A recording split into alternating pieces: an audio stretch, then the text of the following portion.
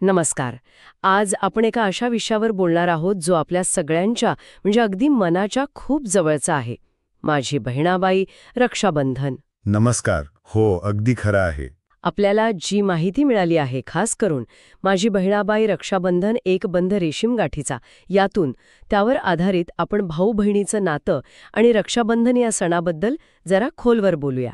नक्कीच, कारण हा फक्त एक सण नाहीये ना. नाहीच, ही तर आयुष्यभराची सोबत आहे, विश्वास आहे, आठवणी आहेत. बरोबर.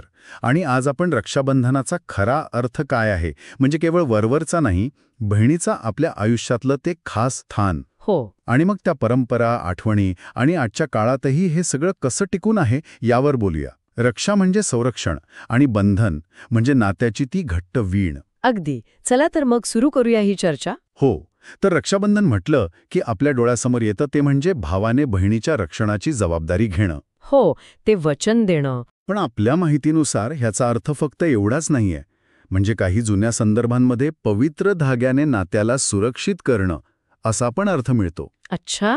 म्हणजे फक्त शारीरिक रक्षण नाही. नाही, अजिबात नाही. आपल्याकडे जी माहिती आहे त्यानुसार यात भावनिक आधार देणं, हो. बहिणीच्या मताचा आदर करणं, तिच्या स्वप्नांना पाठिंबा देणं, या सगळ्या गोष्टी येतात. म्हणजे हे खूप व्यापक आहे. अगदी. आणि काही ठिकाणी तर असंही मानलं जातं की बहीण राखी बांधताना भावाला फक्त दीर्घायुष्यासाठी नाही तर नैतिक बळ मिळावं, तो योग्य मार्गावर चालवा यासाठी पण प्रार्थना करते. अरे वा. म्हणजे हे बंधन दोन्ही बाजूंनी आहे, रक्षणाचं पण आणि नैतिक जबाबदारीचं पण. बरोबर. दुहेरी बंधन आहे. मग बहिणीचं स्थान आपण म्हणतो मैत्रीण, आईसारखी वगैरे, पण याहून काही वेगळं महत्त्व आहे का तिच्या भूमिकेला? होय ना. अनेकदा तिला कुटुंबाचा भावनिक आधारस्तंभ असं म्हटलं जातं. नोंदींमध्ये असं दिसतं की ती सासरी गेली तरी माहेरच्या माणसांना, खास करून भावाला जोडून ठेवण्यात तिची भूमिका खूप महत्त्वाची असते. हो, हे खरंय. ती फक्त काळजी नाही घेत, तर अनेकदा भावासाठी एक मॉरल कंपास म्हणजे योग्य काय अयोग्य काय हे सांगणारी दिशादर्शक ठरते.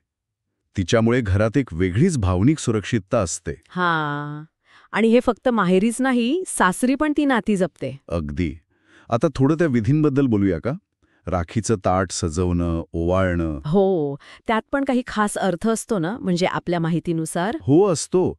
उदाहरणार्थ ताटातल्या अक्षता घ्या. ते फक्त शुभ नाहीत. हां. त्या नात्यातली अखंडता आणि समृद्धीचं प्रतीक मानल्या जातात. नारळ म्हणजे पूर्णत्व, शुभ सुरुवात. आणि ते पूर्वीचे छोटे उपहार, ते 5-10 रुपयांचं नाणं? अगदी. त्याचं महत्त्व पैशात नव्हतंच कधी. नाही ना? ते म्हणजे बहिणीबद्दलची कृतज्ञता, तिच्या सुखाची कामना, भावाच्या त्या वयातल्या मर्यादित क्षमतेतही काहीतरी देण्याची ती इच्छा, ती भावना महत्त्वाची. बरोबर. आजकाल काय होतं ना, भेटणं होत नाही नेहमी, मग व्हिडिओ कॉलवर राखी. हो. त्यामुळे फरक पडतो का त्या भावनेवर? काय निरीक्षणं आहेत? हा महत्त्वाचा मुद्दा आहे. तंत्रज्ञानामुळे अंतर कमी झालंय हे खरंय.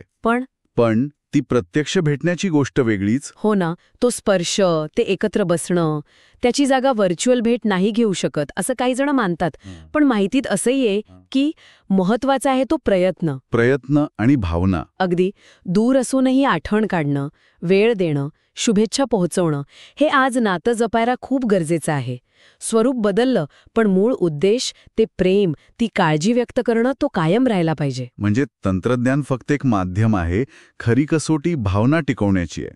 तर आजच्या या चर्चेतून हे स्पष्ट होतंय की रक्षाबंधन म्हणजे फक्त एक धागा नाहीये.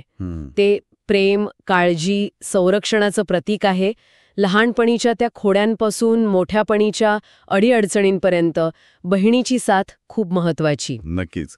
आणि हे नातं केवळ एका दिवसाचं नाही. यातून मिळणारा तो भावनिक आधार आयुष्यभर पुरतो. बरोबर.